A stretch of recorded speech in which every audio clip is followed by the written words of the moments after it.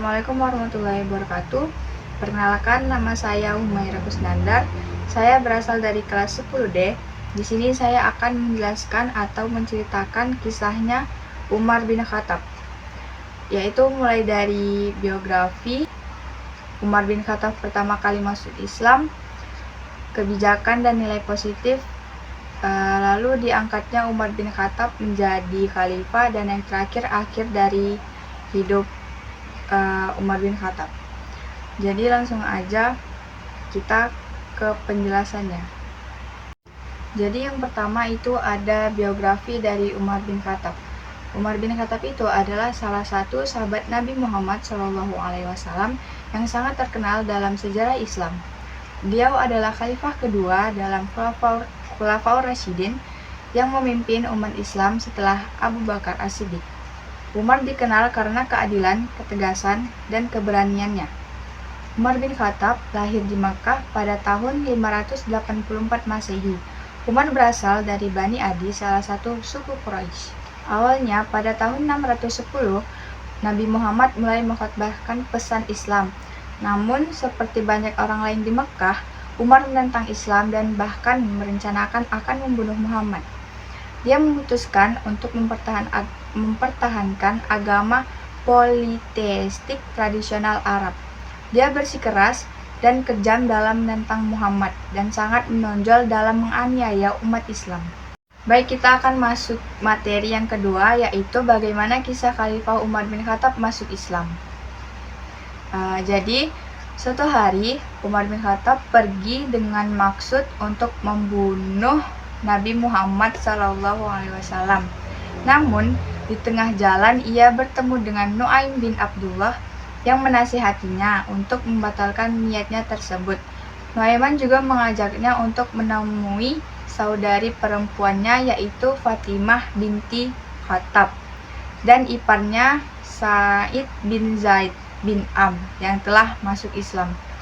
Saat tiba di rumah Fatimah, Umar mendengar Khabbab bin Al-Arat sedang membaca Al-Quran.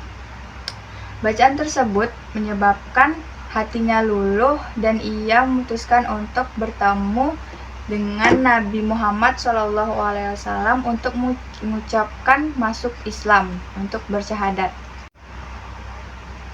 Oke, jadi kita lanjut ke materi yang berikutnya, yaitu diangkatnya Umar bin Khattab menjadi khalifah. Yaitu proses pengangkatan Khalifah Umar bin Khattab radhiyallahu an adalah dengan penunjukan langsung. Ada surat wasiat yang dititahkan oleh Abu Bakar As-Siddiq melalui juru tulis Utsman bin Affan. Jadi Umar bin Khattab radhiyallahu an resmi diangkat menjadi khalifah pada tahun 13 Hijriyah atau 634 Masehi. Setelah dibaiat, Umar bin Khattab pun menyampaikan pidato pertamanya yang berisi visi dan misi kepemimpinan, juga pesan-pesan pada umat muslim sebagaimana yang tertulis dalam buku Umar bin Khattab radhiyallahu an, karya Abdul Syukur Al-Azizi. Oke, jadi kita lanjut ke materi yang berikutnya, yaitu kebijakan dan nilai positif dari Umar bin Khattab. Jadi Umar bin Khattab adalah sahabat Nabi Muhammad SAW dan khalifah kedua. Ia memiliki banyak kebijakan dan nilai positif, yaitu diantaranya yang pertama, perluasan wilayah Islam, perbaikan pemerintahan, penetapan kalender Hijriyah, menjaga Al-Quran, salat tarawih 20 rakaat pertama. Adapun nilai positif yang dimiliki oleh Umar bin Khattab yaitu bersifat adil, mempunyai sifat kasih sayang, bijaksana, tegas dan kuat, bertanggung jawab dan cerdas. Oke, jadi ini adalah materi yang terakhir, yaitu akhir hayat dari Umar bin Khattab. Dikutip dari buku Teori dan Implementasi Kepemimpinan Strategis yang disusun oleh Tri Cici Wijayanti, pembunuhan kematian Umar bin Khattab didalangi oleh seorang budak Persia bernama Abu Lukluk atau Fairuz. Umar bin Khattab dibunuh oleh Abu Lukluk pada saat menjadi imam salat subuh pada Rabu 25 Zulhijjah 23 Hijriah 644 Masehi. Ia membunuhnya karena kecewa atas kekalahan Persia yang saat itu menjadi negara di bawah pasukan Islam.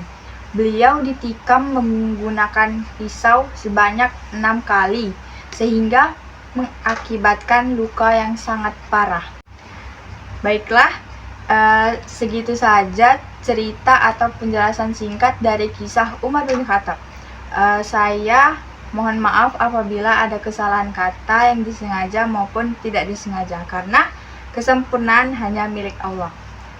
Saya akhiri, wabillahi taufiq wal hidayah. Wassalamualaikum warahmatullahi wabarakatuh.